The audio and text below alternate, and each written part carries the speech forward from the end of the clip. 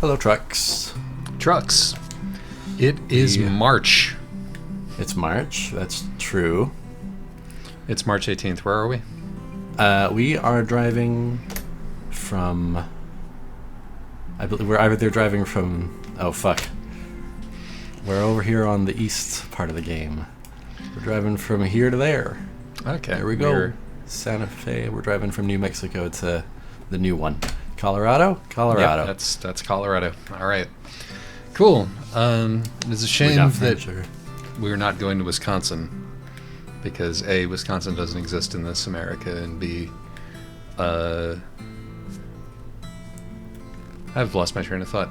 Oh yeah, because Wisconsin is technically, well, this isn't good at all.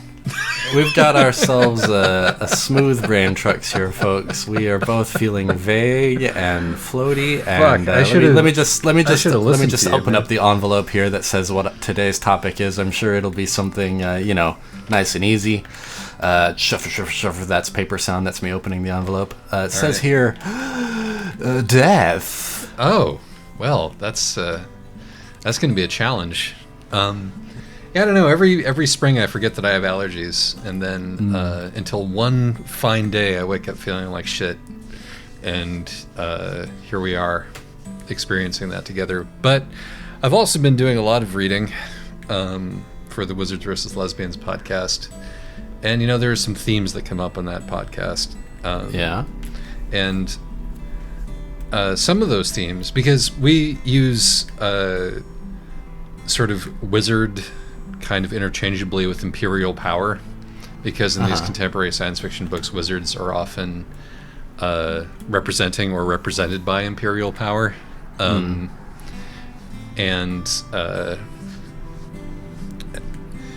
a thing that these wizards / empires tend to extol as part of their value system is the extension of life, and if possible, the achievement of immortality by some means or another. For themselves or for the people as a whole? Oh, well, for themselves. I mean, I don't think there's any posited empire in any of these narratives which care for all of their citizens. Sure. We're mostly interested in the poobahs, who are, at best, hoping to keep themselves alive in order to thereby keep their empire peaceful and stable forever. Right. But the point is to, expansion becomes a constant. We continue to grow and eat up everything because that's the only way that we don't start to decline. And this is a theme that is not new, right? Sure. We've been dealing narratively with evil immortal beings who do horrible things to retain their immortality for as long as I'm aware of stories happening. And in fact, I'm reminded of the first time that I really became conscious of this narrative when I was a kid. You remember Illusion of Gaia, Josh? You remember playing that together? I do. Yeah. So that's a game about how trying to stop the cycle of life and death leads inevitably to evil, as are all of the other games in that series. And as a kid at the time, I thought, wow, that's weird. Because there was a sort of rueful, atavism about it. There's a sort of, hey, wasn't it better when we all lived in tribal simplicity, in harmony with nature? Which is, kind of bogus, I feel. There was never really that time when we all just lived in harmony with nature. And living in those communities was not, ideal in a lot of ways. And as the empires point out, if you're fine with dying of tooth decay at the age of 40, then go ahead. But, we, the Romans, have given you hygiene as well as aqueducts. And everybody's living longer and everybody's richer. So what are you complaining about? Well, there's some answers to that. There are some answers to that. I'm casting a very wide net here, I'm realizing. Yeah. But you know what? I'm gonna get through this, man. Because otherwise, I'm just gonna talk about wrestling. Tell me about death. Yeah, and so I'm gonna tell you about death. I think that there's a reason that this is on the minds of folks who are thinking critically about our current political situation, because we're partially sort of reckoning with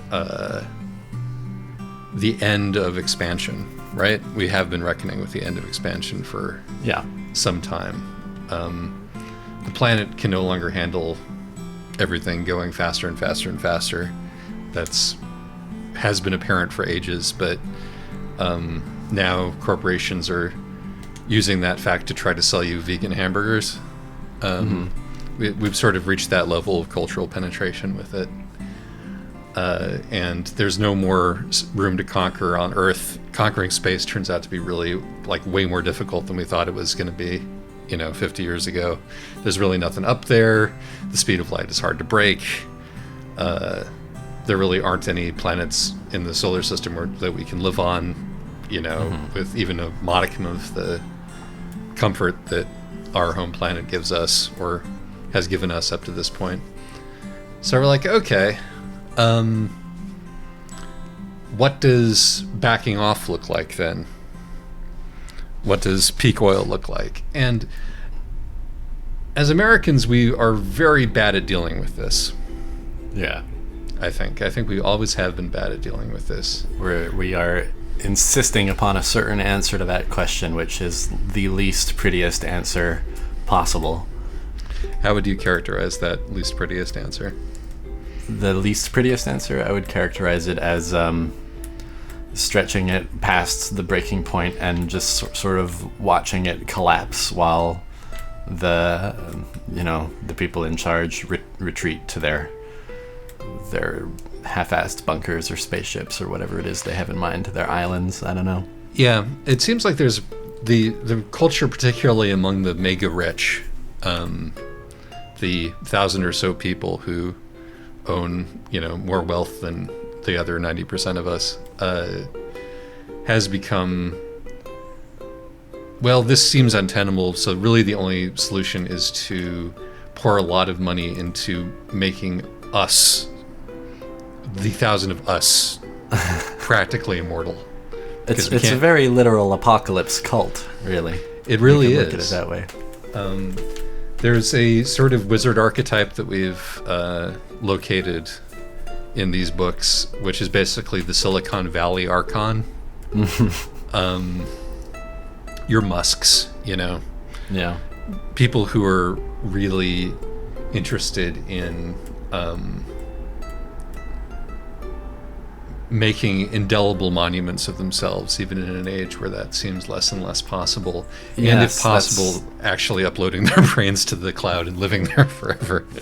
That's kind of what's so alarming, right? There's this whiff of a thought, where if you're in a position to accelerate the apocalypse, but also in a position to survive it, then what you have there is an opportunity to kind of entrench your power so deeply. And it must be said that this probably won't work for any individual who is imagining that. No. But you can see how the fantasy might arise if you were someone capable of being in that position in the first place. Well, yeah. When I went to college with some folks who grew up in or were destined to become part of that kind of techno priesthood, there's a class of kids who, were in this proto Silicon Valley culture at the time that was characterized by certain habits, and some of them were friends of mine. And I used to have a lot of college philosophical conversations with one particular friend of mine who, when confronted with the problem of death, was just like, I bet that by the time I'm 50 or 60, we'll have solved that. Yeah. Which is a really interesting starting point, right?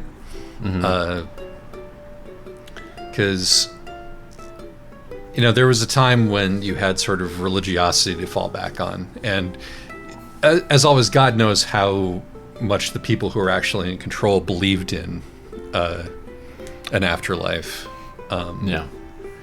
As opposed to thinking an afterlife was a very convenient way to let the masses continue to be walked on.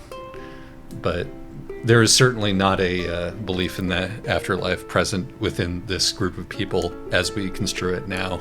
No, not the afterlife of the individual, but kind of the afterlife of civilization. Indeed. And the next best thing maybe is the creation of a paradigm shift in which their memories become immortal because they were the ones who created the architecture that whatever remains of humanity will have to live in for the rest of eternity. And fuck how we get there. I think about Bitcoin mining, And the thing is, like, there's an element of this that I find really understandable, personally speaking. Like, I've never been cool with the idea of dying. Sure. And who has, right? But I think that there are some people who there's a gradient there. On a scale of 1 to 10, Josh, how cool would you say you are with the idea of dying? I don't know. On a scale of I will meet my Lord or be reincarnated, and I'm absolutely certain of that on the one hand, or the aliens will come as soon as we take these pills on the one hand, I am scared to not exist, aren't you, on the other end. I'm neither completely cool with it nor completely uncool with it, I guess. I think that most people are somewhere in the middle. I mean, I think most people don't think about it very much, or at least most Americans don't think about it very much. Yeah. We try our best to prevent ourselves from thinking about it very much. I think often about, I attended this little, I can't remember exactly what you would call it, but I attended this event basically where, among all of the things that was going on was, this couple of like Kabbalistic artists. You'd probably know the name of this. This was like the function that takes place within a synagogue community where there's like this one night where you kind of want to, the goal is to like stay up late and attend classes. Does this ring a bell? Yes, but I'm not going to. I know which one this is, but I'm not going to say it because I'm worried that I'll get it wrong and look like an idiot. But there is, unimportant. But I'm aware of that holiday, and I think it might be Shavuot. But I think you might be right. Yeah. But yes, the important context here is that I was seeing a couple of Kabbalistic artists talking about this book they had made based on some Borges stories, right? And they had loaded it down with Kabbalistic symbolism. One of the things they talked about this one story where I'm not even familiar with the Borges story myself, or maybe it was even just a myth, but it's a story where like someone is like given the choice to either ascend to godhood or to die, and the dude, I think like a Brazilian Jewish like bookmaker, a very interesting dude, pointedly asked the room, like, what choice would you make in that situation? And like there was mostly silence, and then someone like kind of quietly said with like the kind of voice that says, well, this is the obvious answer, right? You become a god, right? And then the artist was like, you bunch of capitalists. Hey, yes, that is my point. That is precisely my point. Yes. And here I am, worming my way toward this clearly established point via contemporary queer science fiction. But yeah, no, that's you're saying that there's kind of a moral, a morality to be sought out, or maybe even a necessary morality in at least trying to sort of achieve some sort of coolness with death, because the alternative is kind of like the ultimate ego trip, right? That is exactly what I'm saying. I'm saying that I think that a great deal of the bad choices that we have made in our culture I'm talking again specifically about America and American adjacent ways of being, is having not figured out a way to deal with death, and to accept both our personal death and the inevitability of, cultural change. Yes, it's interesting that you are sort of linking those two things, the kind of individual death and the like cultural instability, I guess, or the like non-eternality of the current society. Yeah, because I think that I think that in order to have a rational discussion about what should be kept and what should be discarded, you have to be cool with the idea of anything being discarded permanently. And I think that wigs people out. Yeah. I think the loss of any cultural tradition or wigs people out, even when it's, super destructive, right? I think the reason why there's so much, internal resistance to changing things like factory farming, for example, is because it would change people's beloved traditions as well as people's individual lives. It would change who we were. And we don't like thinking about that. But I also, and I think this also leads to, is connected with the difficulty that we have in accepting responsibility culturally for shit we've done. Yes. Because I think it is very hard for us to get around the idea that something might have been permanently harmed and can't be fixed. Yes, and that indeed prolonging the period before complete destruction. This is me speaking in very general terms. I don't mean to sound like an accelerationist, although I think I do slightly. But putting off that collapse in a way is to prolong the destruction which is already ongoing. Well, I think the pattern of capitalism is growth, catastrophic collapse. Yes. You reach a point eventually where the catastrophic collapse is just kind of always happening somewhere.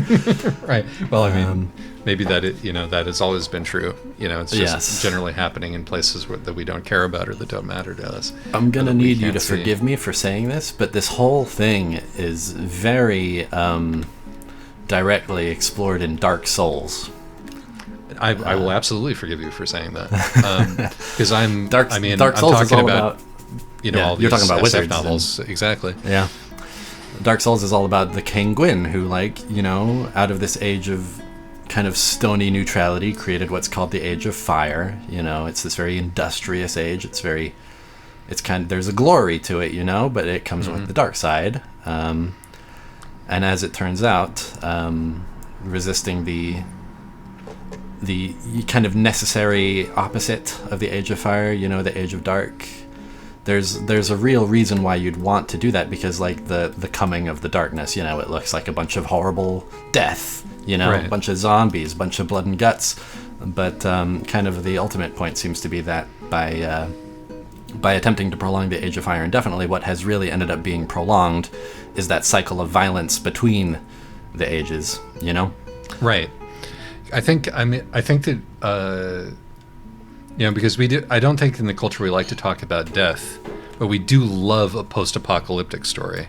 We right? sure do. Yes. We do love disaster stories and zombies, and we love thinking about the Age of Darkness. We even have a kind of romantic attachment to the Age of Darkness, for which might kind of great rise another Age of Fire. Yeah. Whereas a different approach might be, well, what if we kind of, sort of, how about an age of simmering, Yes. How about an age of twilight? How about an age of like seasons, as opposed to, massive, fungal blooms followed by, ecological devastation, how about, yeah. And you get into some, and people and we as a culture, it's not that idea doesn't exist, but it's really sort of it's devalued and made fun of a lot. It's a hippie idea, living in harmony with nature. It's a child's idea, and it's not realistic, and it certainly doesn't let people get rich. It certainly doesn't. And but I think that so much of our art just is yelling, from our subconscious or our conscience, or our consciousness. If you're like looking around you, like, this can't work. This isn't working. We're the age of darkness approaches. Yes. And as I said, I think that attitude, unfortunately, kind of particularly persists among the sort of people who are making the decisions, because unfortunately, having a very Age of Fire mindset leads you to accumulate a lot of wealth and power, and cultures that are content with sustainability end up getting stomped. Yes. By cultures who sacrifice the sustainability in order to pull a lot of metal out of the earth and make them into swords. I'm grossly generalizing here, but I feel like that's sort of it's true though. Pattern. Like you're speaking to a dynamic which is a very important one, which is that kind of like as a species, in a way, we haven't made that kind of competition like fundamentally socially unacceptable in a way that maybe it ought to be if we're actually going to make this thing last. Yeah, and it's like, I don't think it's impossible, No, yeah. Social cooperation and like subsuming our individual goals for the goal of for the greater good is like what got us to this place. That's sort of the distinguishing thing, or one of the distinguishing things that makes humanity itself, is that we're not entirely individualistic. And earlier you spoke about how how the theory of a society based on harmony with nature and stuff about how that's never really existed in the sense you mean it. But I wanted to say, but there have been places and times where that's been the guiding philosophy. Even if it couldn't, it wouldn't translate directly to like the kind of situation we're in now. Like, I think it does show itself that there's nothing inherently preventing us from thinking that way. It's true. You run into an interesting catch-22 when you think, well, yeah, those societies have existed, but they tend not to last. And then you're like, oh, so you want to try to make that immortal, huh? Right. You want it. The whole point of this is that it rises and passes, and everything has to rise and pass. It's trying to hold on to. It's trying to hold on to these mindsets that leads you down the. It's true, and certainly it wouldn't make any sense to say that we as an entire species need to model ourselves slavishly after indigenous populations and every one of their cultures and stuff. People think that way, people make that case, and that's obviously silly. But at the same time, I think when we talk about philosophies that have historically been conquered, you're describing a real dynamic there, but I also think it's important not to propose gets conquered as an inherent good fact. No, as an inherent fact of those philosophies that did get conquered. It seems like it might be more accurate to say that the unfortunate quality that exists there is on the part of the society doing the conquering. Yes, but shaming the society doing the conquering will not stop them from conquering you. It won't, but also I'm just saying that that it might shame them into unconquering you, particularly if you make it very expensive to keep conquering you over the. But what I'm trying to say is that conquering didn't happen in a vacuum, and I think it is worth keeping in mind that it's not something inherent to a harmonious philosophy that it will get conquered. You know what I mean? I do know what you mean. The only reasons why that has to happen aren't, or has had to happen historically, aren't related to that harmonious philosophy in and of itself, is what I'm trying to say. And like, if you want to talk gradients, the big conflicts of the, in World War II, the, absolute, expansion, blood and steel empire kind of deal did lose to the rest of the world. Yeah. Albeit, the rest of the world, which wasn't much better, but,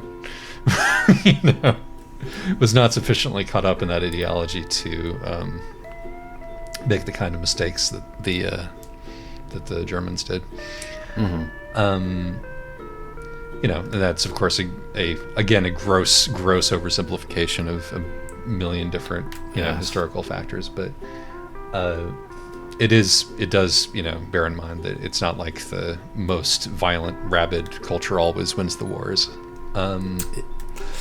I do think that there, if you're looking for a way to fix the world, then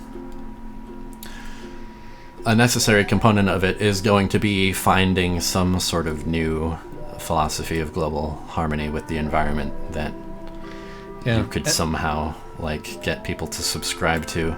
And my contention here is that figuring out a better way to deal with one's personal relationship with personally not existing anymore might be key to that. That's interesting. Because I think that the terror or revulsion toward not existing anymore is a real driver of people trying to get more and more and more and more stuff. Indeed. Because that feels like prolonging their lifetime or securing their history or making them safe somehow from death, which is not actually an achievable thing. And I think that more cultural narratives about how, and I say more of them when I've just been discussing all these books and games, which are actually about, well, maybe, accepting that kind of death might be a good thing. Dark Souls is totally about that part too. Yeah. But interesting.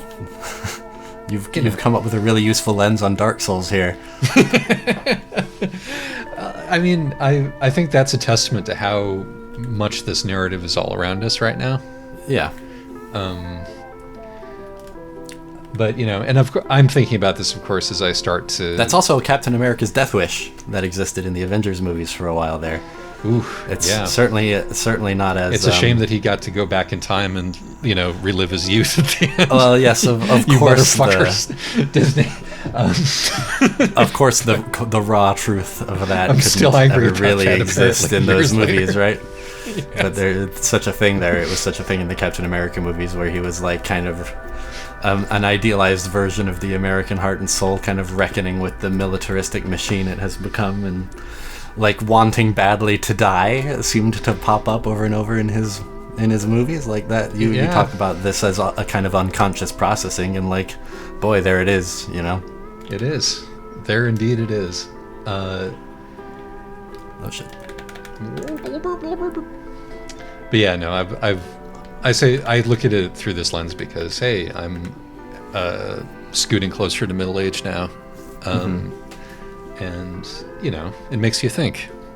You do. And I'm trying to think about it in new ways, because on that scale that we mentioned earlier ago, I have been for most of my life well into the absolutely terrified of not existing. I'm going to drown that out and live my life as if I'll live forever. And thereby make a number of terrible decisions based on that, faulty premise kind of a deal, So I may be thinking about this through that lens because it's, a thing that I'm personally grappling with. But I do think, it does remind me of the way that we as a country make decisions as if this will last forever. As if our current electrical grid will last forever, as if our access to gasoline will last forever. Yeah. As if, clean water will last forever. It just seems impossible to elect a leader who is willing to even slightly admit that it might not last forever. Oh, yeah. Biden is closer to that than Trump is. I mean, you can't not look at Biden and think about death. That's a plus. Yes. And, Biden is Catholic. They do think about death a lot, the Catholics. I may be wandering slightly astray.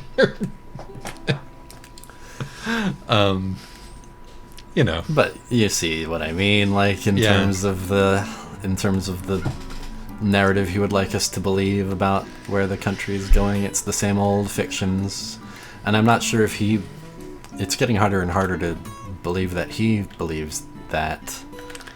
But, I have no idea. Like, I mean, if there's one thing that weirdly encourages me on that front, it's his son's death. I think that he's became a different kind of person after that happened. But I don't mean to humanize our overlords by armchair psychoanalyzing them. Yeah. What kind of person he is perhaps not the important thing here, but the kind of leader he represents is the kind that soothes with the promise that it's all going to work itself out. Yeah, we're back to normal. At the very least, Trump made it very difficult to ignore that things were badly wrong. And we have seen the media sort of fall back into, well, things are probably okay at this point. Indeed. When it's troubling. None of the larger issues have been addressed at all. And it's like, oh. A lot of the smaller ones haven't either. Yeah, I know. It's like, well, thank goodness, Biden's in office. Oh, there's a giant border crisis. That's still happening. It turns out that all of the, the factors that led to people wanting to, fleeing their host nations have not gone away.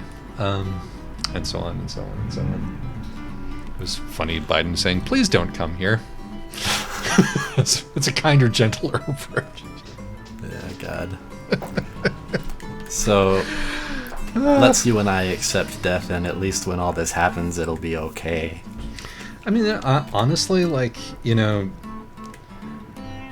thing that you were saying earlier, like, is the culture that lives in harmony with the seasons and with the passing of generations and all of this stuff.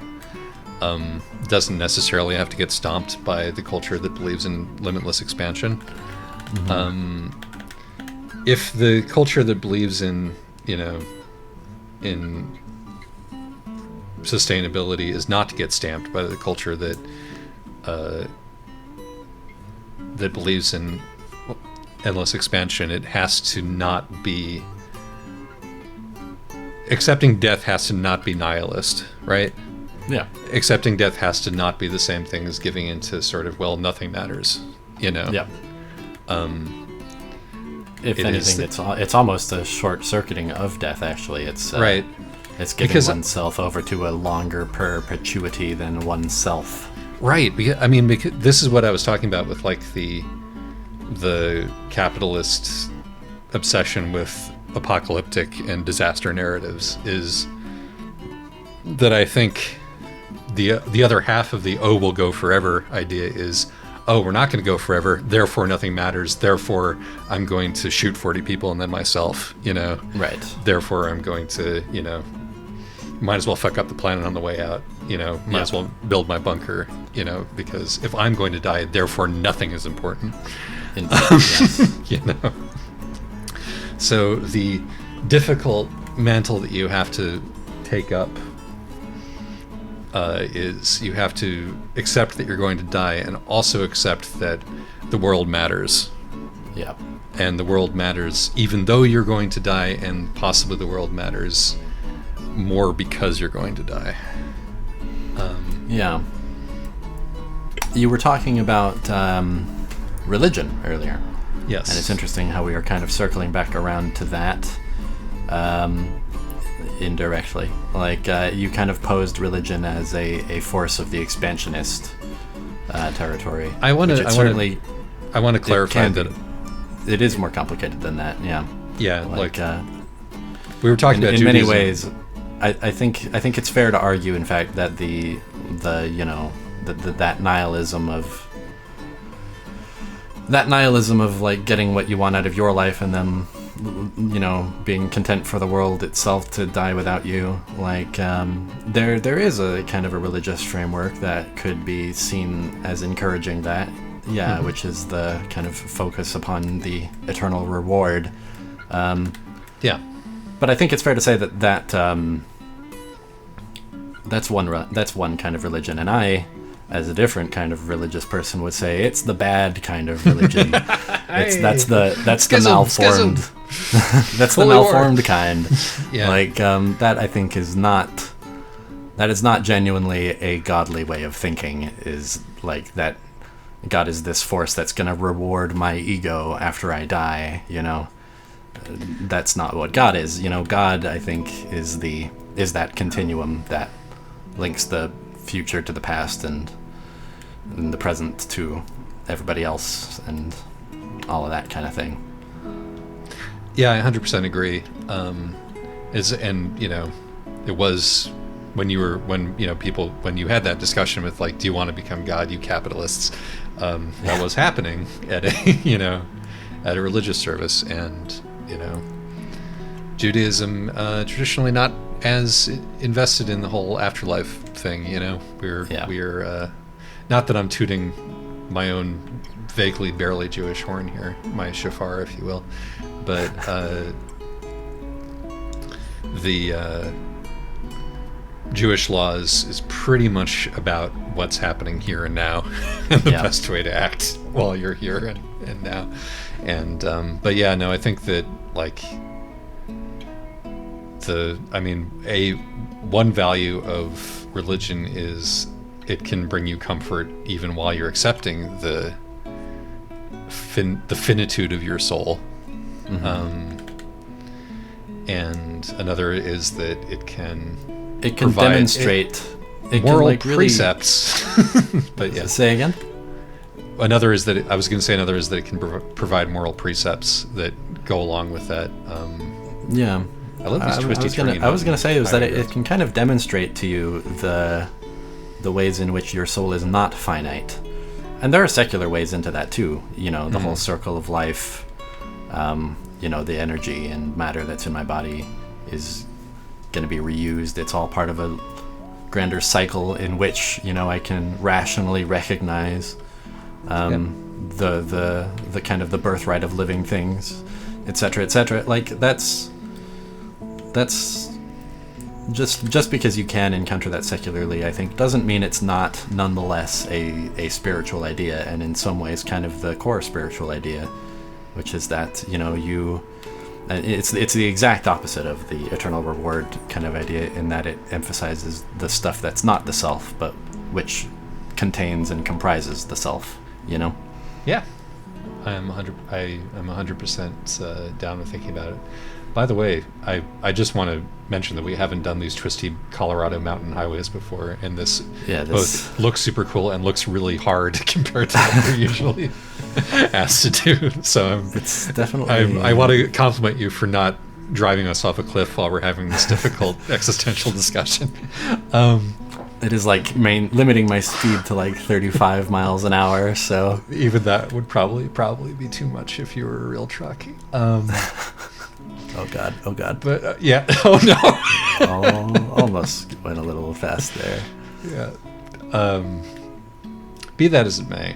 No, thank you for picking that up. I certainly didn't mean to tar all religiosity with that brush. Just the charlatans who make it all about themselves. Offer pie in the sky when you die, and also are eating all of the pie. But I was gonna say, I think that I like the idea of thinking of like when you're talking about the possible infinitude of a person's soul. I think there is a way to look at that as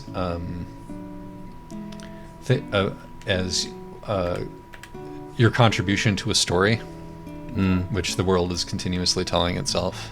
That's a very froofy way of expressing the idea, but just like, I dig it though. It's not by that I don't mean like you become immortal by building two great and trunkless legs of stone in the middle of the desert. Sure. But in that you put yourself out into the world, you put your stuff out into the world, you put your generosity and your kindness and your consideration out into the world, and it affects people in ways that you can and can't see, and that ramifies. And continues to ramify. And I think that's you're also sort of touching indirectly on maybe an even deeper spiritual idea, which is you say the story the world is telling itself, and I think that it is helpful to recognize that there is a sense in which the world really is telling itself that story, like even without like a conscious mind to kind of narrativize it. You know what I mean? This is very hard to explain, but keep going. Don't fall off the cliff and keep explaining at the same time. We're doing good.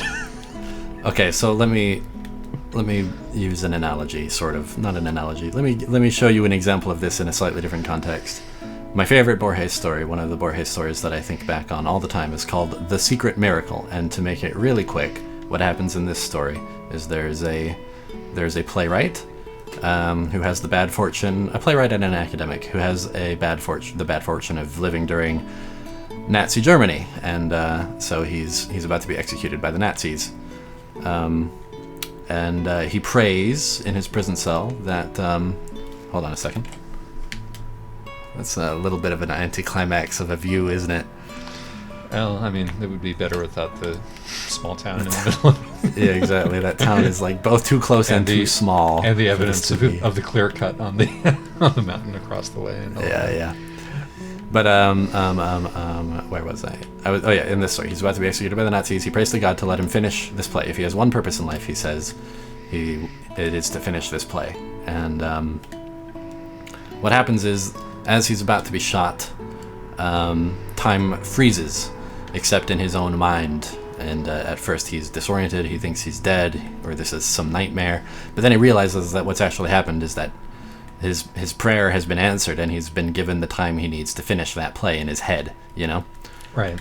And so the story gives a lot of kind of detail on like the shape of the play takes, the process of his revision, but the kind of the punch you in the gut thing that happens at the end is like as soon as he decides that it's finished, you know, he's shot and he's unable to express any more than just like a wail before dying, and the play dies with him unheard by anyone except, crucially, by himself and by his God, right? Yes. And I would like to think that this kind of observant world soul is there on some level, even if it only exists on the level of our being able to conceive of the idea. You know, I think that nonetheless gives some meaning to the story that transcends our individualities, which we contribute to through the tapestries of our lives. Isaac, what do you think? I think that I'm in favor of any way of construing the world which allows us to operate in it as kind people without being pursued by the greed that comes with terror. And you know, that is not something that I achieve 100% of the time, I should mention. If, you know, 50%, 40, 30. But that I think that the way that one construes that basic idea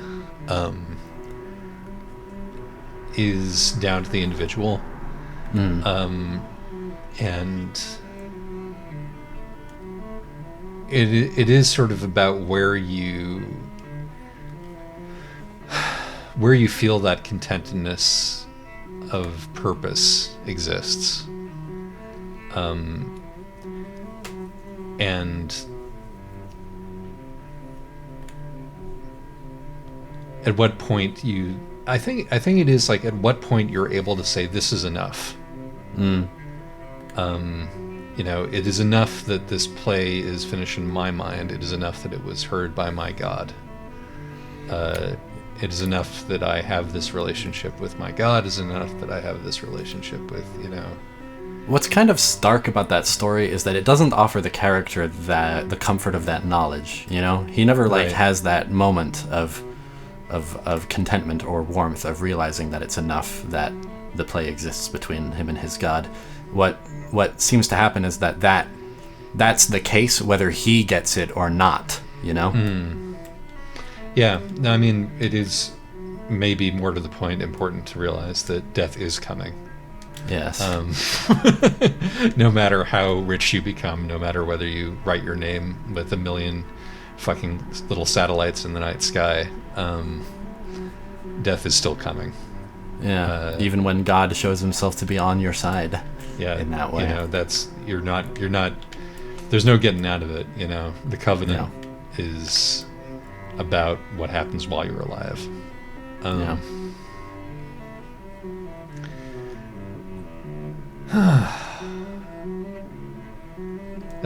I'm shocked that we managed to do this. Honestly, we were coming at this trucks from like the least promising circumstances possible, but I think that we may have did a good one. Sometimes you encounter the right heavy shit to think about, I guess.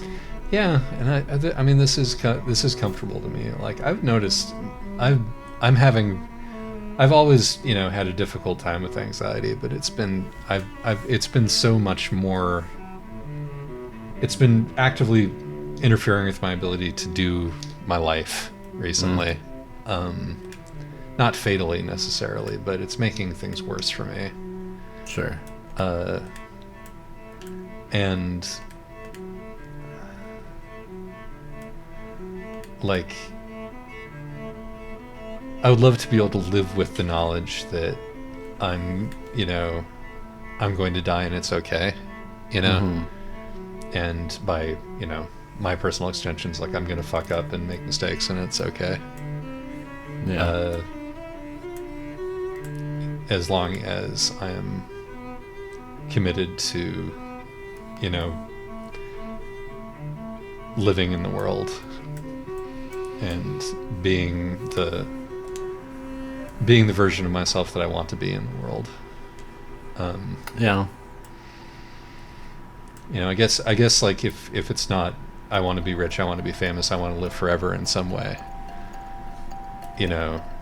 what does personal wanting become if none of those are good or moral options? Yeah, that's interesting. It's a useful exercise to suspend those. If wanting to be perfect or in some other way cheat and have everything is not a reasonable thing to want, then what do you want then if not that?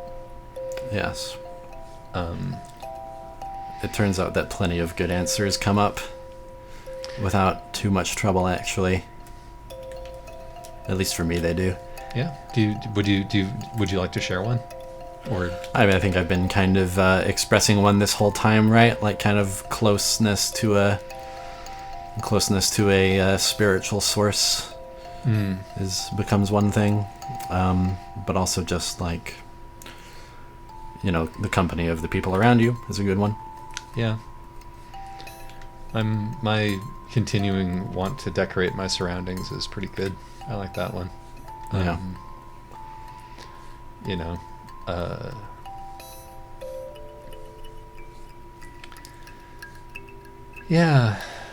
Yeah.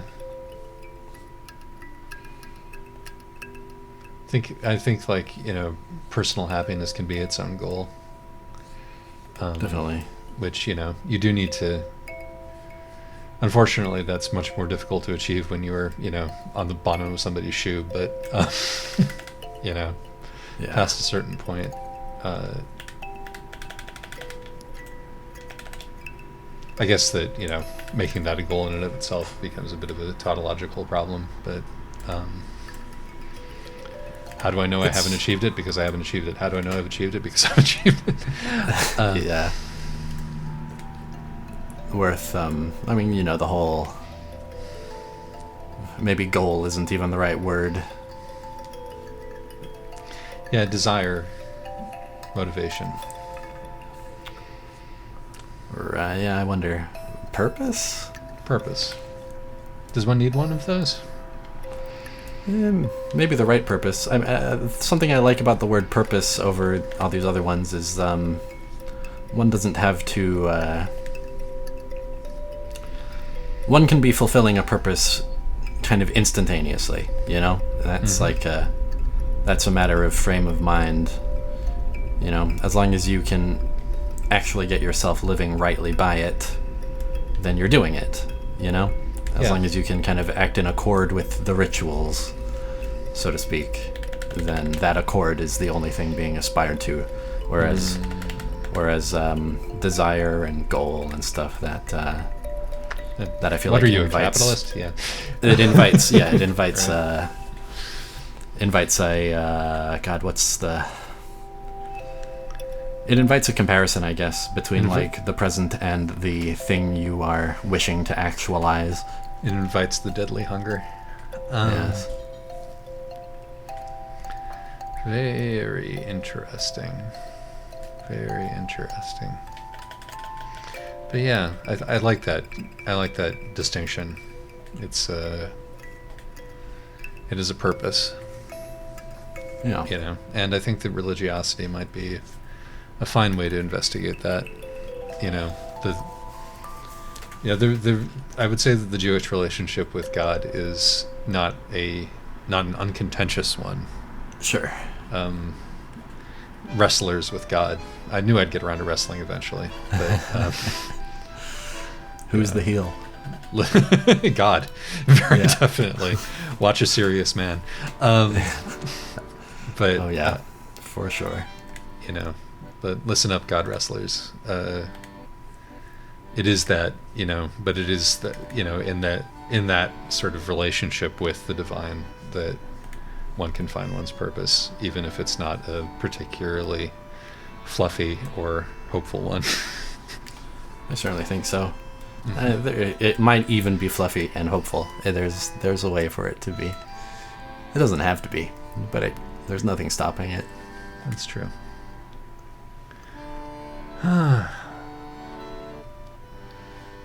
God Thoughts with Josh. That's what I thought this podcast would be about when I started it all those years ago. Really? Nope, never would have guessed. I mean, I like it. Yeah. What is happening? Oh, it's hard to tell exactly, but I have a red light. I think you got to go left once that light turns green. Yeah. Hey, why are you stopping? Why was I waiting at a red light if not for you? Because his light turned red just as he got there, and so he had to stop. And fascinating stuff. But yeah, I very much enjoyed having this conversation, Mr. Josh. I enjoy listening to your God thoughts. Oh, good. I'm glad. Because God thoughts are definitely at risk of being tedious. I mean, they can be, but I think that as a general matter, you can avoid that by not trying to convince people that your way of thinking about God is right. Or, fair enough. You know, waxing rhapsodic about your particular relationship with God, neither of which you tend to do. So, yes, fair enough.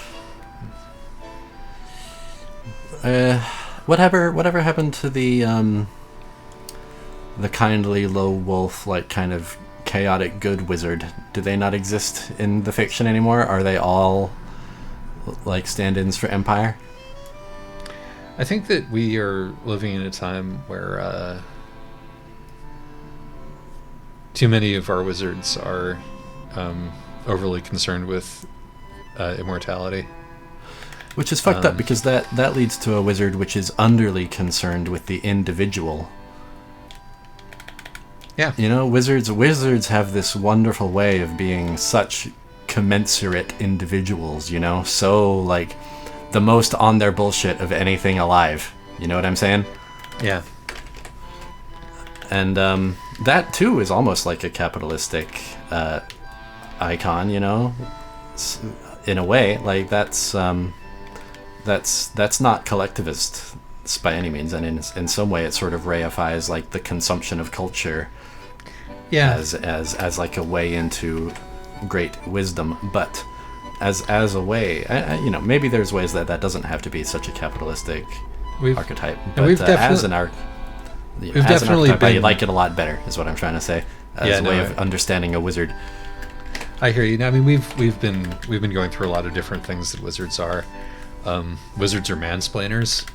Yeah, that's wizards. true. Wizards are also extremely free with other people's secrets. They love to they love to psychoanalyze and discuss the way that other people are, but without talking about themselves and their feelings.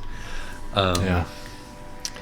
You know, wizards are currently.